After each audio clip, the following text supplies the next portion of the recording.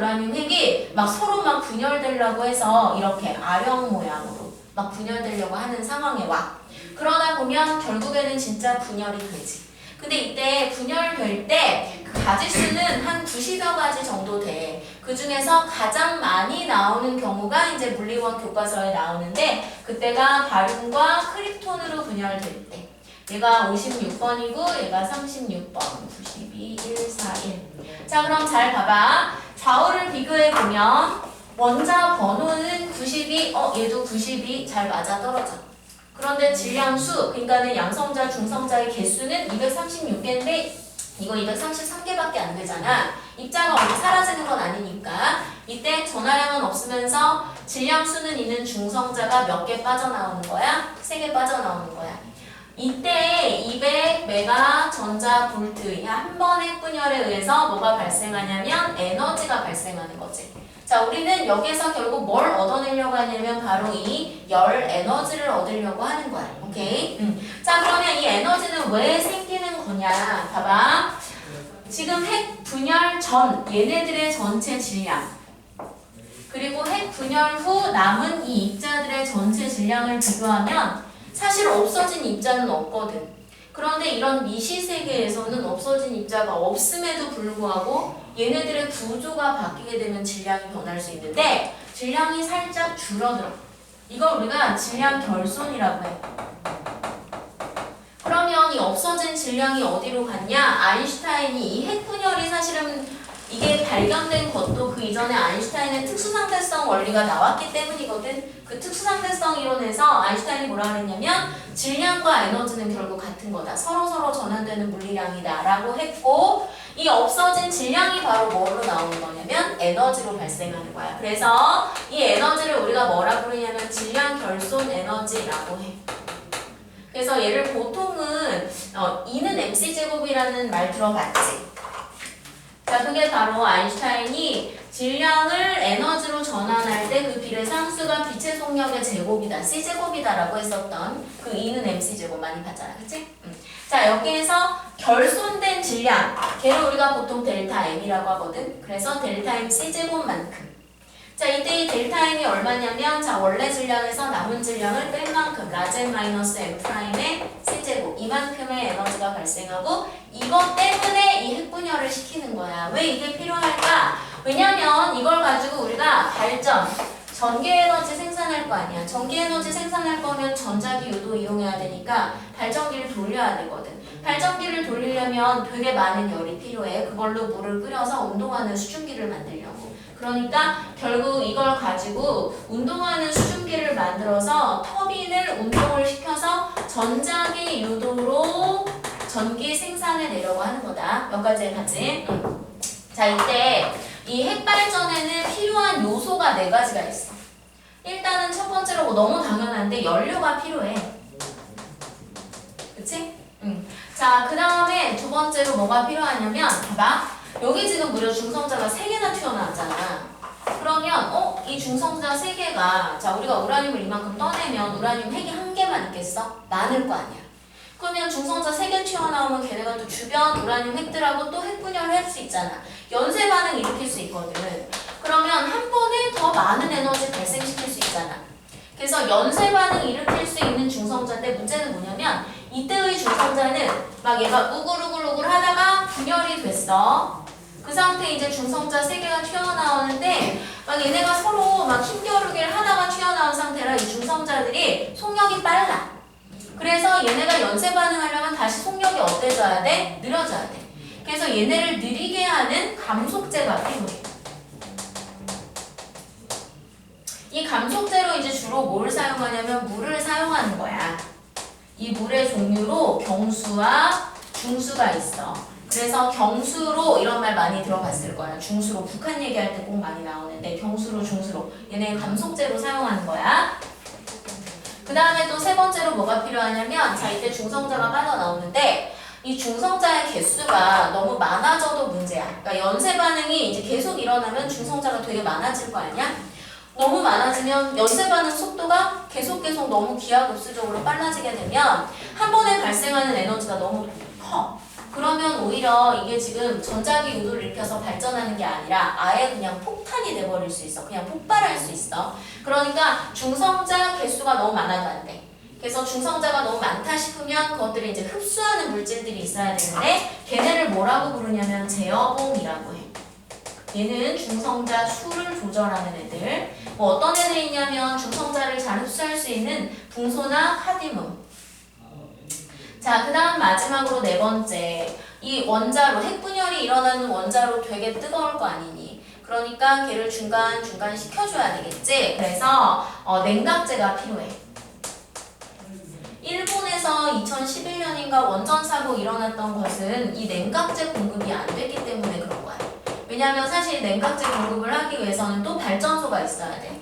그래서 걔가 이제 물을 공급을 해줘야 되는데 그때 지진의 일 때문에 그 발전소가 오프가 나버리니까 물을 공급을 못한 거지. 그래서 내부에서는 계속 핵분열이 일어나는데 냉각제가 공급이 안 되니까 결국 폭발을 하게 된 거야. 그래서 이 네 가지가 필요하다. 그래서 거기 355쪽 오른쪽 짜투리에 보면은 감속제와 제어봉이 있는데 그 내용에 해당돼.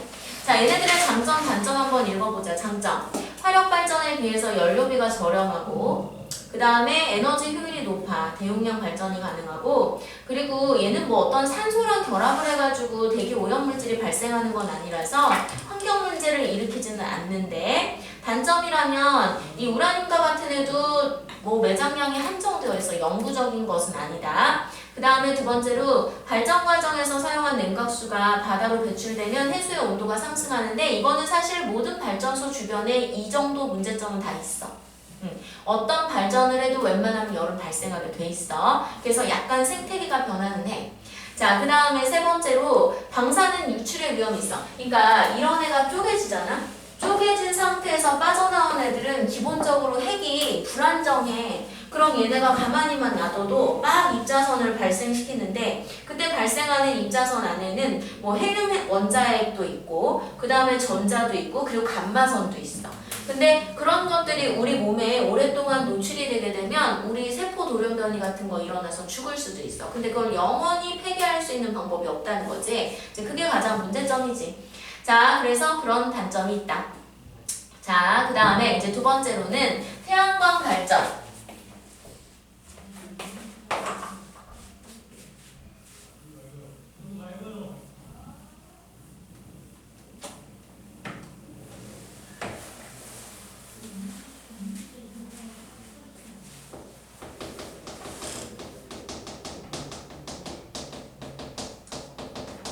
자, 이 태양광 발전은 거의 대부분의 발전이 전자기후도를 사용하는데 얘는 전자기후도를 사용하지 않아.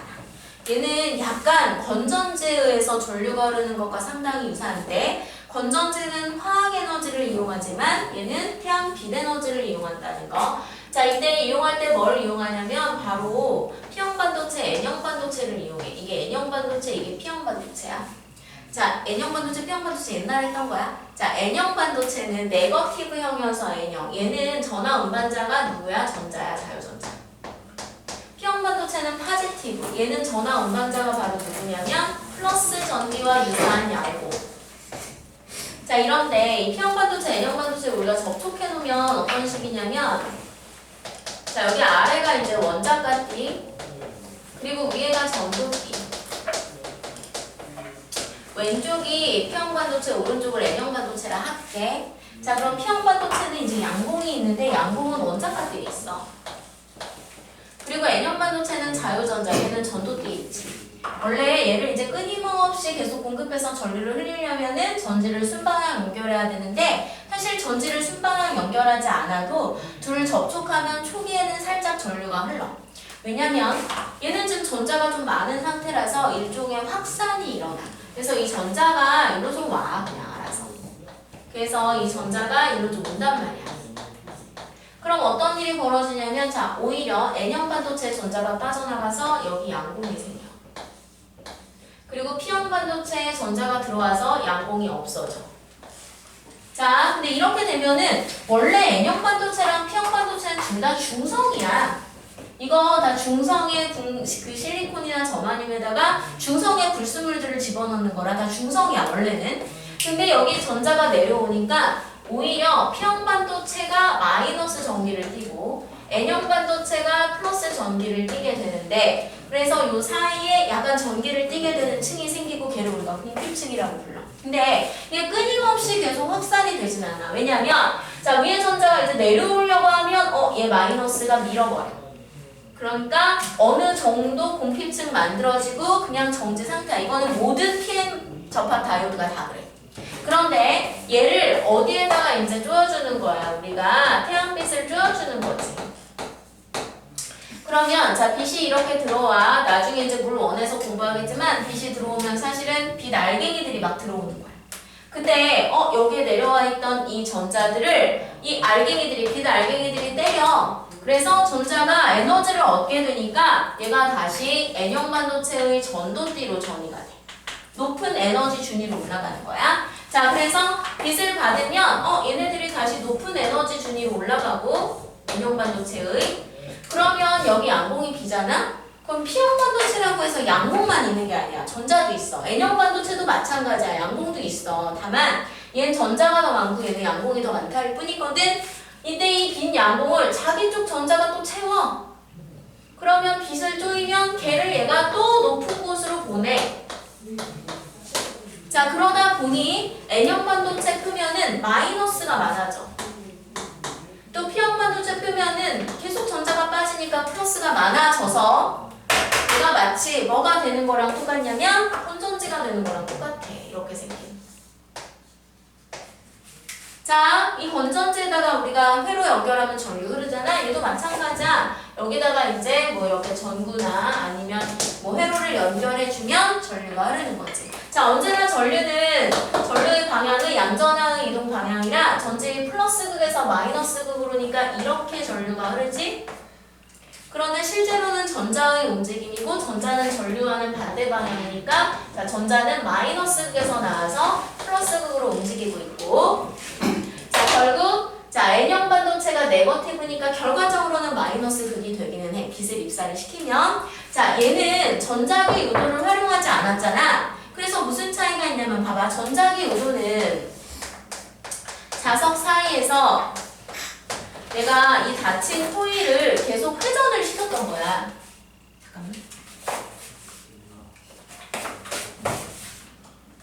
자, 회전을 시켰던 거야. 그래서 이 내부를 관통하는 자석이 계속 변해. 그러면 이때 이 흐르는 전류의 세기와 방향이 계속 바뀌어. 그래서 이때 흐르는 전류의 세기와 방향을 시간에 따라 그려보면 이렇게 그려져. 이렇게 시간에 따라서 전류의 세기와 방향이 변하는 전류를 우리가 교류 전류라고 한단 말이야. 얘를 alternating current 그래서 보통 AC라고 써. 그런데 얘는 빛을 비추면 항상 N형 반도체가 마이너스 극이 바뀌지 않아. 건전지에서처럼 한 방향으로만 전류가 흘러. 그래서 얘는 직류 전류가 발생해. 얘가 다이렉트 커런트 그래서 우리가 DC라고 표현해. 오케이? 자, 그래서 몇 암되는 발전에서 직류 전류, 직류 전원 장치가 돼. 태양광 발전은. 여기까지 이해가지? 자, 태양광 발전은 바로 PN 접합 다이오드 이용한 거다. 그 다음에 풍력 발전은 뭐 우리나라보다는 네덜란드 이런 데가 많이 하잖아. 걔는 어떤 식이냐면 그 바람 프로펠러에다가 누구를 연결하냐면 자석 터빈을 직접 연결하는 거지. 그래서 바람에 의해서 프로펠러가 돌아가면 자석 터빈을 어떻게 해주는 거야? 돌려주는 거야. 그럼 전자기 유도에서 뭐가 흐르는 거야? 전류가 흐르는 거야. 자, 그럼 얘네 장단점 한번 읽어보자. 태양광 발전 장점. 태양 에너지는 자연에서 쉽게 얻을 수 있지. 재생에너지야 얘는, 그지? 그 다음에 유지와 보수가 간편해. 하지만 이 태양광 판넬이 영구적인 건 아니야. 자, 근데 풍력 발전 장점은 설비가 비교적 간단해. 그리고 설치 기간도 짧고 전력 생산 단가가 저렴해. 그러다 보니까 그리고 국토를 효율적으로 이용할 수 있어. 뭔 얘기냐면 너네 강원도 가면은 이렇게 중간중간 이거 풍력 발전소 본 적 있을걸? 얘는 규모가 되게 작아. 그래서 그냥 노는 땅들이 있으면 이거 풍력발전소 꽂아가지고 전기를 언제나 늘 공기의 이동은 있으니까 바람을 이용해서 계속 조금씩이라도 생산해낼 수 있는 장점이 있어.